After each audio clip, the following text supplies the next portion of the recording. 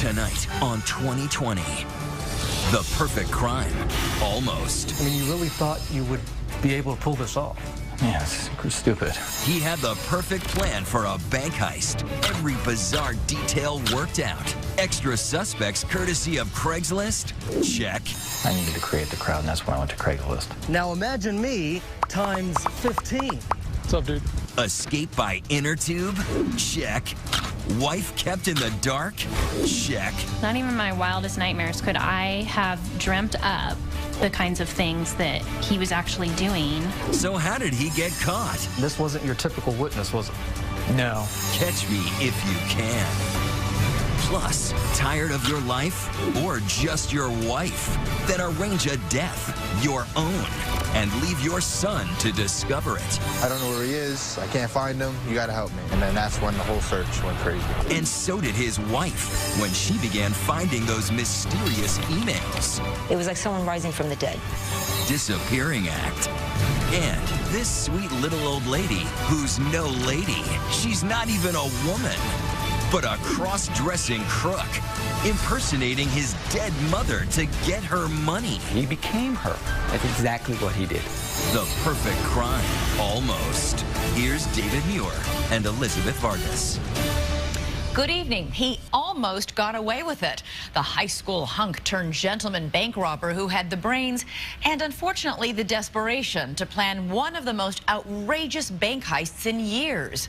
The question at the heart of it, how to keep eyewitnesses from identifying him. Well, he did what any deep-thinking robber would do. He hired extras, people who had no idea what they were showing up for, cloning himself 15 times over.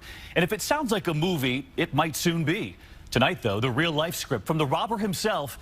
Even before he gives it to Hollywood, he's giving it exclusively to 2020. Here's Gio Benitez. In the annals of robberies gone wrong, there's a long list of do's and don'ts, like always know your escape route and try to come up with a better disguise than a tree. He had tree branches duct taped about his body. But for Anthony Curcio, the line between brilliant and botched is blurred. He pulled off the perfect crime, almost, from high school football fame to bank heist infamy. It's like something out of a movie. A brazen bank robbery suspect Wearing gloves, sunglasses, and a mask. attacking an armored truck with a bag full of cash, making his escape on an inner tube. Curcio is now known in his hometown as the crook who almost got away with a seriously crazy plan. It started here, on the outskirts of Seattle, the sleepy town of Monroe, Washington, where manicured lawns smack of ordinary life. The kind of place where life seems pretty predictable, unless, of course, you're planning the unpredictable. In Curcio's case, it was a crime fit for Hollywood, complete with decoys and disguises, daring escapes on jet skis and inner tubes, and bags overflowing with stolen loot. You had just stolen $400,000. What does that even look like? Enough to fit in a bathtub. Curcio's life of crime started innocently enough. A golden boy from a well-to-do family with everything going for him, and for whom everything came a little too easy. Captain of the high school football team, known for his Friday Night Lights victories. Catching a touchdown pass, that's a true feeling. How much of that defined who you were then? Everything. That's what I was. He had it all: good looks, a talent for sports, and a pretty cheerleader girlfriend named Emily. I knew that there was something special about Emily, and beyond special, for sure. You know, we were that couple where the teachers would call me Mrs. Curcio. I remember the first time that he told me that he loved me, I was just kind of like, oh my God. The two became inseparable in high school and stayed together when he went to college at the University of Idaho. No longer the big fish in a small pond, Curcio was now feeling the pressure of college sports. His way to cope? Alcohol. Lots of alcohol. That was your escape. You just kept drinking and drinking and drinking and drinking. It got so bad after a couple months of that, I was just drinking straight out of the bottle. The next season, a torn ACL was Curcio's introduction to a new vice, Vicodin, which numbed the pain of just about everything. I was insecure about not being good enough. Vicodin took that away from me. It calmed me down. It made me feel like Anthony doesn't need to be an athlete. How far would you go to get it? And I started forging prescriptions, going into pharmacies, faking injuries, One day I'd be John with a dental issue, and in the next pharmacy I'd be Steven with a hurt leg. That was where I crossed the line. In high school, I had this moral foundation, integrity. Once I met Vicodin, that all went out the window. You talk about Vicodin like it's a person. Vicodin, well, it's an enemy. It's what it is. Pills became his lifeblood. When my addiction progressed, my criminal involvement progressed too. The more pills he took, the more brazen his behavior, like dressing up as a mover to steal college furniture. He even created counterfeit baseball cards to sell on eBay, all for his addiction. All I remember is that moment after I take pills and feeling like the man again. Everything's cool, everything's at peace. It was that man who married his high school sweetheart, Emily, and became a father to a little girl. He lived a double life for over a decade. You were putting on this front. As best I could, yes. He was the spin master, and I was like putty. I believed everything that he said. He was a man used to turning a quick buck, so he got into real estate, flipping houses to support an increasingly lavish lifestyle. Not even my wildest nightmares could I have dreamt up or made up the kinds of things that he was actually doing. She stayed with him through multiple stints of rehab, but had no idea how far her husband had fallen. At his worst, Curcio says he was blowing through $15,000 a month on drugs, popping 50 pills a day. He was living on the edge. Then he went over it. After investing hundreds of thousands of dollars in homes, the market crashes. Yes. And now you've not just lost your money, now you're losing your drugs. Now I'm losing my drugs. The man on top of the world was going belly up, on the verge of losing his big house and the Mercedes parked up front. Now, with less than $20 in his bank account, he was even stealing groceries. So he did what came naturally, find his next fix. Sitting in a parking lot, munching on a Jack-in-the-Box burger, Curcio came up with an even grander plan for some fast cash. I'd just been into the Bank of America, and I see the armored car show up. What'd you say to yourself? This is the answer. Curcio became obsessed with, even addicted to, planning an armored truck heist, drawing elaborate diagrams of the scene, spending hours watching the trucks and learning their blind spots. All to the hum of Tom Petty's Free Fallin' on the radio. When I was on pills, I have that OCD, very detail-oriented. Curcio came up with a clever disguise when he was out, casing the bank. I started to dress up as like a landscaper that was doing the grounds. I got this landscaping outfit, blue shirt, blue hat, safety vest, and I was so obvious right in front of him that he couldn't see me. The getaway plan? Use something fast to get down a slow-moving creek. A jet ski would do, but when he found the water wasn't deep enough. I start digging this thing out, 6, 7, 8 hours a day. You realize you were literally changing the geography of a creek.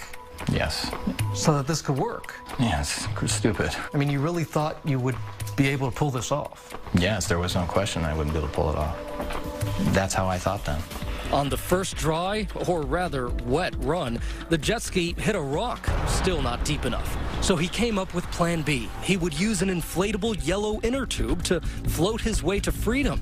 And here's where Curcio's plan jumped the tracks. On a practice run, Curcio stashed his disguise behind a nearby dumpster, forgetting, of course, that where there are dumpsters, there are dumpster divers. This homeless guy with this long beard and a dog started yelling, "I know what that stuff is," or something like that. And I was like, "What are you talking about?" And I got in to my car. I'm thinking, man, you just jeopardized everything. You've done all this planning, you've done all this stuff in order not to get caught. And then I started to think, even if he has a light description, that doesn't mean anything. To Curcio, there was no turning back. And now there was just one step left, creating 15 accomplices to help him pull off his perfect crime. I realized that I could create decoys by just blending into the crowd. You needed to create the crowd. I needed to create the crowd, and that's when I went to Craigslist.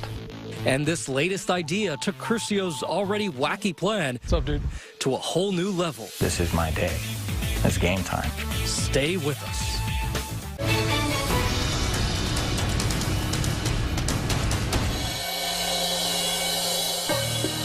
Anthony Curcio was about to attempt one of the most bizarre bank robberies in recent history.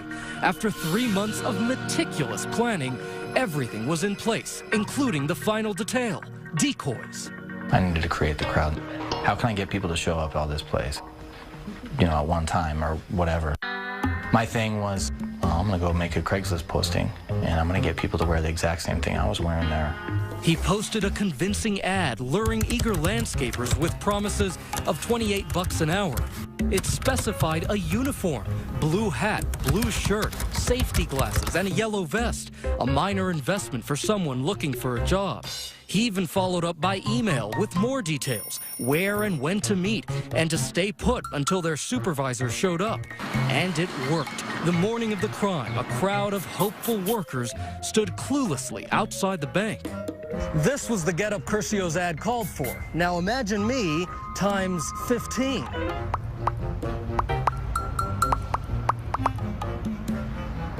What's up, dude? Now, one of these guys was going to pull off the ultimate heist that morning. The rest, they were going to help. They just didn't know it. Corey Skinner was one of those workers. Everybody was just kind of sitting around talking and waiting to go to work. And about 35 minutes later, we finally realized that we weren't there to work. Corey went to high school with Anthony Curcio, but had no idea what the most popular kid in school was about to do. I'm definitely nervous. It felt just like before a big game, except now I'm dealing with my life here. All of a sudden, I see the armored car. So I take my mace, I get about 15 feet from him and pepper spray him. This bank surveillance video tells the story. Curcio comes out of nowhere and hits the guard with enough mace to stun a bear. The guard reaches for his eyes and lets go of the bags of money hanging on the cart. Curcio makes his move. Did what I planned on doing and grabbed the money, took off. Detectives Tim Buzz Bazell and Barry Hatch didn't need to get the call that morning. They heard it. I was on another case, and I kept hearing sirens and sirens, and I know, oh, something's big's going on. Buzz and Hatch, each with 15 years of sleuthing under their holstered belts, constitute 2/3 of the detective unit in the small town of Monroe. But when Buzz and Hatch arrive at the bank that day, they encounter a first: 15 clones of their crook. When you started seeing all these people wearing the same clothes, what were you thinking? A lot of people dressed up the same way might be a distraction to some, but really we're chasing a guy that's running down the street, stripping off his clothes. They learn from eyewitnesses that the culprit is tall, skinny, and athletic, and that he took off carrying the 2 bags of cash under his arm. Like, what else? A football. Where was he running off to? Did they tell you where? Right down to the creek. Right down this way? Yep. We see how busy this road is. It's a very busy intersection and road. And it happened in the middle of the day? Yes, and he almost got hit by a truck. The witnesses saw the robber race down this path toward the creek, fumbling one bag along the way, clearly overwhelmed by the weight of his treasure.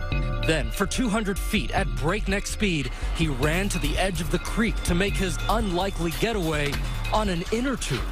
The officers told me that the inner tube was on the far side of the creek. I thought it was resting up against some trees and brush. What did you think when you saw it? That was a strange way to try to escape from a robbery, and where did he go? Where'd he go? The last place anyone would look for a thief. I have to get out of there. So I'm trying to think in this whole chaotic mess, and the only place I could think of was, well, the one place that the police aren't going to be is at the police station right now. Curcio sets off in the direction of the local police station, now looking like an average Joe walking down Main Street. But this was where Curcio's plan really goes awry, with 2 thoughtless blunders. Number 1, my shoes are soaking wet. When he tries to use a phone at a nearby business, he nearly blows his cover. I'm hoping the receptionist doesn't notice him. I say, is it all right if I use your phone? He gets on the phone and arranges a ride, but then blunder number 2 hits him. Where do you stash 400 grand in cash? After counting it, it was like, okay, it's a done deal. I'm patting myself on the back. I saved the day in my mind. Then I'm trying to figure out, well, what do I do with this money? Where am I going to keep it? You spent all that time planning this heist and all that. You had no idea what you were doing with the money? No. But there was something Curcio left behind in his mad dash. When he ran off, he had tore off his mask, a particle mask, dark sunglasses, a hat, a wig, and threw that onto the ground and continued running down to the river. And what were you thinking when you hear all this? I'm suspecting that all of that is great evidence to catch whoever did it. Inside the robber's mask, trace amounts of saliva that would contain his DNA. But finding a man that matched that DNA would take these detectives on a cat and mouse chase right out of Catch Me If You Can. Someone called in a report of robbery-type items being hidden behind a dumpster near the bank. When they dig up the report, they find the caller not only discovered the disguise, he also took down the license plate of the man who came back for the items. When that officer put that license plate in there, what do you learn about that? The owner of the vehicle. And who's that owner? Emily Curcio. And in the small town of Monroe, everyone knew Emily Curcio was married to Anthony Curcio. Anthony's name was the one that quickly came to the top of the list. Now you have this name at the top of the list. And what do you do with it? Well, we've got to track down the witness to start with to really solidify that what he saw was what he saw. And this wasn't your typical witness, was it? No. When we come back, who was the mystery caller who had been keeping an eye on Curcio? His identity would shock everyone. Stay with us. We continue with 2020's The Almost Perfect Crime. Once again, Gio Benitez. 911, what's your emergency? Yeah, I found a bunch of burglary tools. 3 weeks before Anthony Curcio made off down that babbling brook on an inner tube, this call came into 911 reporting suspicious items behind a dumpster. He found burglary tools? Yeah, a cap, a wig, a can of mace bigger than I've ever seen. All right, can I get your last name, please? Dean, D-E-A-N. Your first name? Alan, A-L-A-N. Alan, what's your phone number? I don't have one, I'm homeless. Homeless, that's right. The caller was someone who didn't have much, but among his belongings, a moral compass. Remember the dumpster guy who warned Curcio weeks before the robbery about being up to no good? I thought, well, maybe if he's homeless, maybe he's been drinking, maybe he's not going to remember my description. Now he was a crucial witness, and Buzz and Hatch needed to find him to help them nail Curcio. But how do you find a witness with no address? I went to a McDonald's and I bought 10 regular hamburgers, and I started handing out hamburgers to homeless people, asking if they knew a guy named Alan. In tiny Monroe, there was only one place you would take hamburgers to find a homeless guy: Tent City. 6 hamburgers later, I found a tent with a guy named Alan. So now you have 4 hamburgers left. And what happens when you reach Alan's tent? You know, you can't really knock on the door of a tent, but I just said, "Alan, are you in there? It's the police." And he responded with, "It's about time you got here." This is Alan Dean, perhaps the unlikeliest source for the key that would unlock this entire case. What did you see behind that dumpster? Well, it was just a wig, sunglasses, big can of mace, stuff like that. I knew what it was. What was it? Burglary tools, robbery tools. How'd you know? I mean, who else is going to wear a wig? And you see a guy, don't you? What happens? He walked straight up to it, so I knew it was his. And I went over and told him that the police were coming to take a look at that stuff, and he might as well just leave it alone. And so what happened? The moment he picks that up, what do? He got in his car, and I wrote the tag number down. And you have a pen? You have a pen right now? Yeah. I like to do the crosswords. So you always have a pen with you? Yep.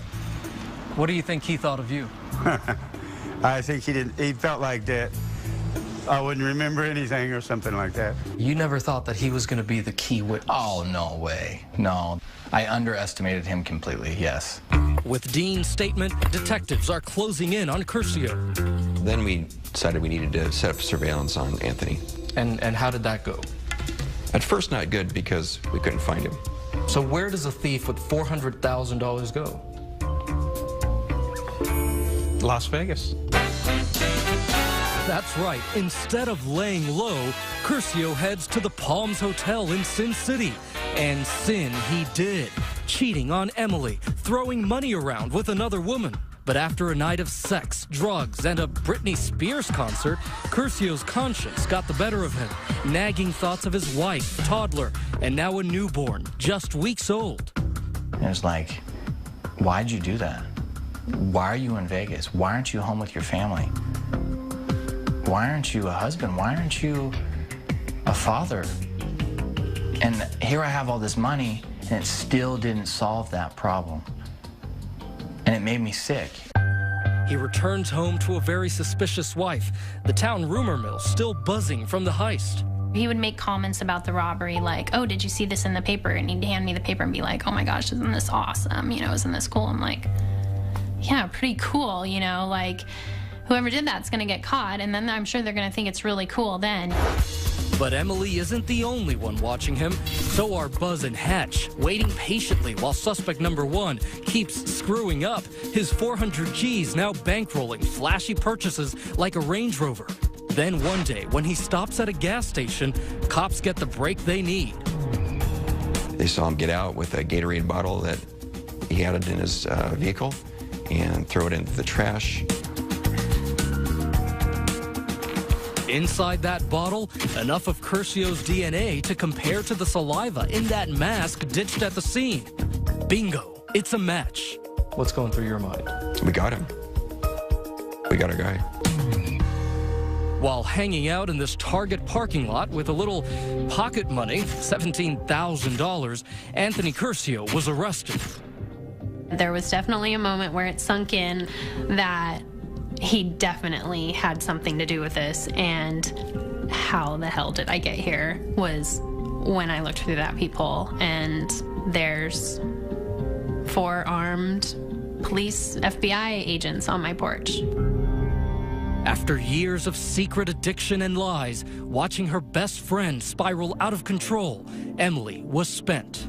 My heart just dropped, you know, and at the same moment it was like, thank God, it's over, you know, this is done. He eventually pled guilty and was sentenced to 6 years in prison. But it was Emily's sentence too. Now a full-time working mom left to raise their 2 girls alone. I sold off all of our belongings basically, and I just left the house and moved in with my parents. When the stolen money was finally recovered, it took 8 people 4 hours to hand count the crumpled bills that arrived in garbage bags. Curcio has given up his addiction and drawing diagrams of armored trucks. He's now taken to drawing pictures for children's books and educating young people about drug addiction. He's already co-authored a book about his wild heist and is working on making amends with Emily. So Emily, a lot of people might be looking at this and saying, what on earth is she doing with this guy? He's lied to you, he's stolen money, he's cheated on you. Why are you sitting right next to him? Because I never forgot about who he was when I fell in love with him. And I just knew that he was still that person somewhere deep inside. Released from prison just 10 weeks ago, Anthony Curcio, the once local football hero, returned home to the small, quiet town of Monroe. Now, instead of crime, he has family on his mind. See how high you can get. I had justified that I was doing this for my family. But you know what? Someone that's doing that for their family would have not gambled with them and lost 5 years of not being around them. You felt like you gambled with them. Yeah. And you should never gamble with something you're not willing to lose. As you can see, Anthony now has 2 children, still together with that high school sweetheart. Would you have taken him back? We're on Twitter throughout the hour. Let us know. Use the hashtag ABC2020. Elizabeth and I will be right back. Next, an undertow took this husband's life. I thought he was dead. She started planning his funeral, but he started planning his own party, poolside. This was not necessarily a genius plot, was it? When the perfect crime almost returns. The almost perfect crime continues. Here's Paula Ferris. It is a familiar fantasy. Dump your old life for a one-way ticket to paradise. It is the daydream of a million midlife crises. Raymond Roth decided to hit reset on his life a few weeks before his 48th birthday. His grand exit began with a day at the beach in New York and a great big lie. It's like surreal, kind of, you know?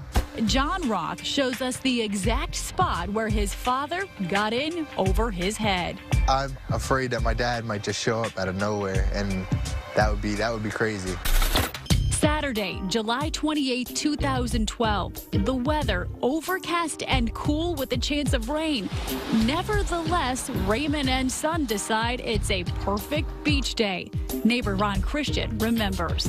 He just said, "See you later, we're going to the beach." A father-son day at the beach. What could be more fun? Unless it evolves into criminal activity. At the beach, they choose their spot with care. We kind of went off over back there. It was a no-swim zone. Just the place for a swim, Raymond decides. He took his shirt off, took his shoes off even. Half an hour later, John sounds the alarm, saying his dad went for a dip and disappeared. I called my stepmom. I told her I don't know where he is. Dad went into the water and never came back out. She started crying on the phone. Roth calls 911 and runs for help. And I told them, I don't know where he is. I can't find him. You got to help me. And then that's when the whole search went crazy. Helicopters, lifeguards, the Coast Guard, everyone responds to the scene. Raymond is not an easy guy to lose. He's like 6'3", about 280. They comb the beach and fish for his large body in the sea. It was a full rescue effort at that time. But Raymond Roth is nowhere to be found. We're all crying on the beach that, you know, maybe he had a heart attack, maybe, you know, the undertow. But then what about this? Among his belongings left on the beach, a wallet with no driver's license, a cell phone with no calls or texts, and as Ivana soon discovers, bank accounts with no money. There was nothing left. And although it is unclear exactly when, Raymond had also significantly increased, tripled, his life insurance. But it would never do anyone any good because Raymond Roth didn't have the decency to stay dead. Then the horror started. 4 days after the disappearance, Ivana Roth stumbles upon her stepson John's open email account. Uh-oh. All the emails popped up. She reads a dumbfounding series of secret messages from Raymond sent the day before he went missing. Raymond mentions a last will and testament, speaks of going the distance and getting cash for the trip. Raymond warns John, use a payphone, and most mysterious of all, call me at the resort. And I'm like, I can't believe it, he's alive. We have to call the authorities. Then Ivana gets a phone call. He called my name. He was like, Yvonne, and I just hung up the phone. I couldn't believe it was his voice. It was like someone rising from the dead. I thought he was dead. When Ivana figured out her husband was still alive, she wanted to kill him. Instead, she did the next best thing. She blew the whistle on her allegedly scheming husband and his sidekick, her stepson. And where in the world was Raymond during his not-so-near-death experience? Tanning in Tahiti? Cooling his heels in Cancun? Posing as a playboy in Paris, perhaps? Nope. He drives his Honda down to his timeshare in Orlando, Florida. It's hard to believe that anybody would do that and then go to his timeshare. You know, if you're going to do that, you got to disappear for about 10 years. John Roth says one day on the front porch, his father laid out the plan to end his life. He said, well, I'm just going to go into the water and not come out, and that'll be it for me. And I was like, what? Are you kidding? Like, you're just going to try to kill yourself? And he goes, no. I'll be in Florida. You know, like he was, ta-da, you know, like. Ray's magical thinking? He said that my role was to just convince everybody that he was dead. And once that happened, I would collect on the monies and deliver the monies to him in Florida. And then, that day in July, it's go time. And he said, okay, here's all my things. I'm leaving. See you later, bye. You wait 30 minutes, and then you tell everybody I'm missing. So So the father basically told his son, if you don't do this, I'm going to kill you? Yes. As for Raymond, his dream of a cosmic do-over dashed. He heads for home, you know, in his Honda, and immediately gets pulled over for speeding.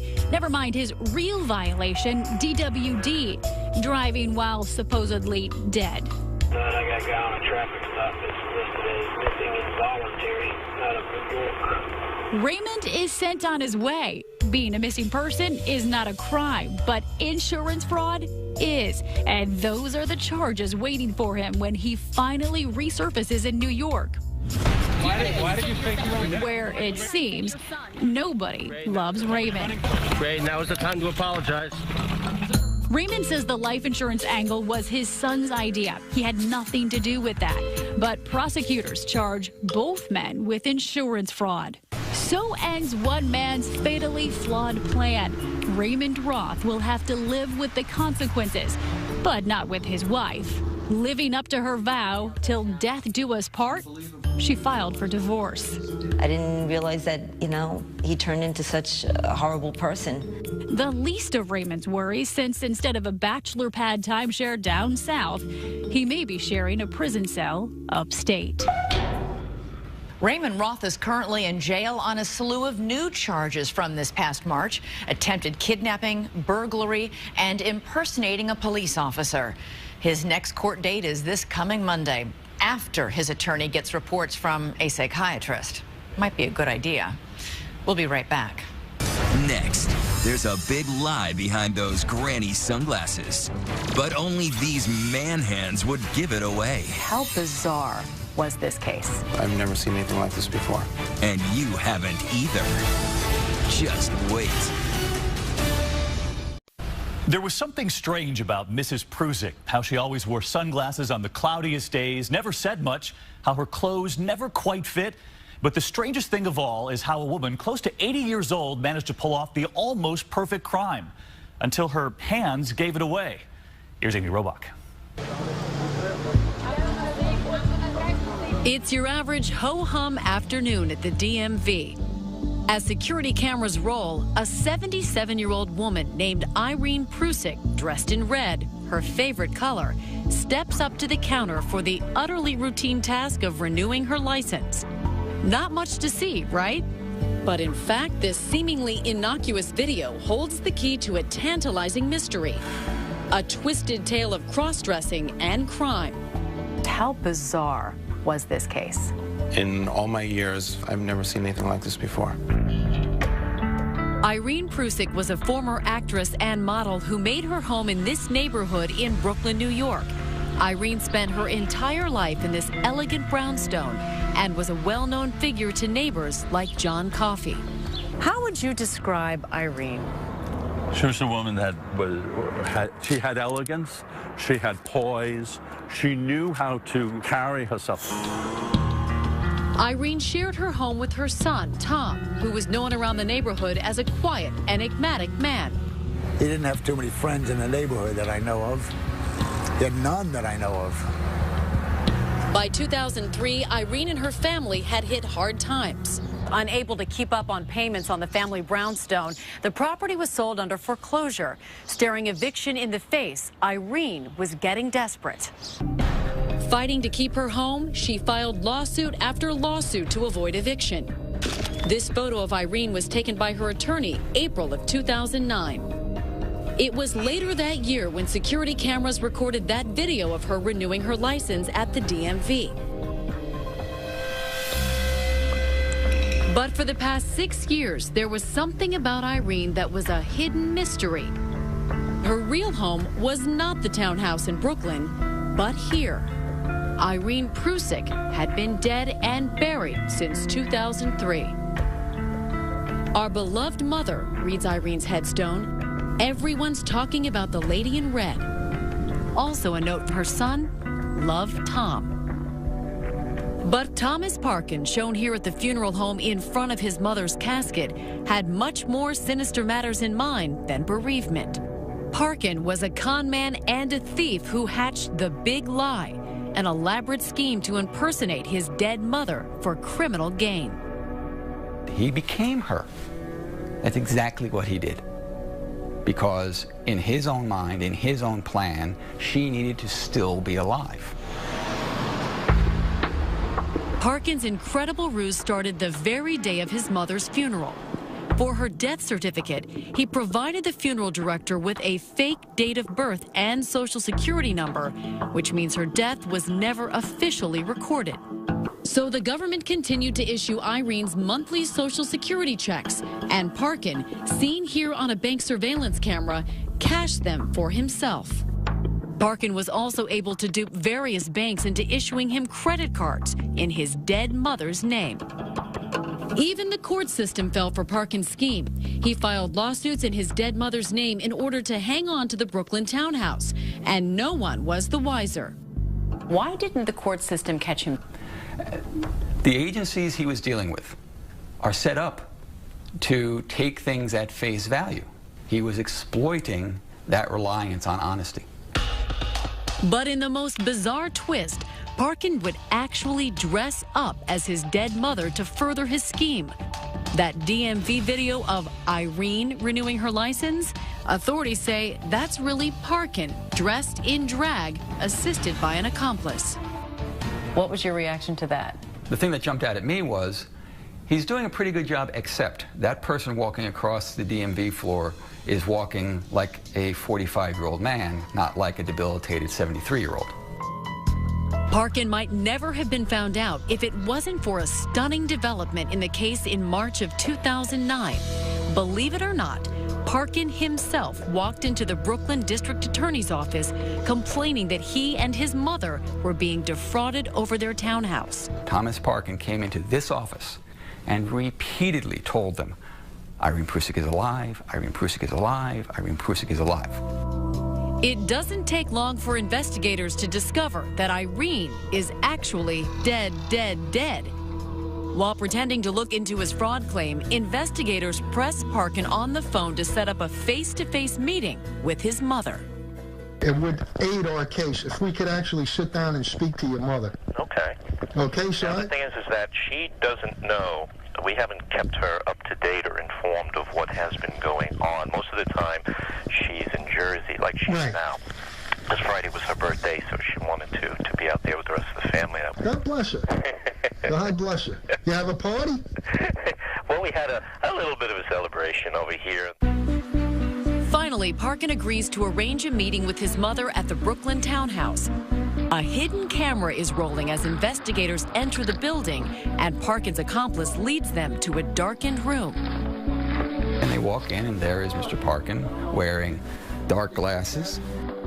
He's got a scarf around his neck, doesn't say a word. It's hard to tell exactly who's behind this getup, but there is an obvious clue to one of the investigators. He didn't know for sure who that was, but he does remember the hands. He remembered them being man hands. Authorities had nailed the cross-dressing crook dead to rights. He was arrested and charged with grand larceny and mortgage fraud. In another twist, Parkin gives this rambling statement to police, saying when he gave his mother CPR the night she died, I felt a feeling in my chest and believe her spirit went in me and guided him to put on her things. What do you make of that statement? When I asked him about it, he said that he had not been taking his medication, that he didn't really mean it, that's not what happened. But Parkin was convicted on all charges. He didn't want to talk to 2020 on camera, but during our interview with his attorney, he unexpectedly called in and agreed to answer some of our questions over the phone. Just explain and tell us from your point of view why you impersonated your mother. What was your motivation? Well, that's completely erroneous, and I've always maintained that. So you say you've never dressed up as your mother? Never. And there was never any indication or any witnesses that said I did. Do you know who dressed up as your mother, who impersonated her? No. The judge was unmoved by Parkin's denials. He threw the book at the transvestite thief, sentencing him to 13 to 41 years in prison. It's a very harsh sentence that was meant to send a message. Tom Parkin pulled off complex frauds for years. Mr. Parkin is on a level all his own. I don't think we'll see his like anytime real soon. And that's our program for tonight. Thanks for watching. I'll see you this weekend here on World News. I'm David Muir. And I'm Elizabeth Vargas. For all of us at ABC News and at 2020, good night and have a great weekend.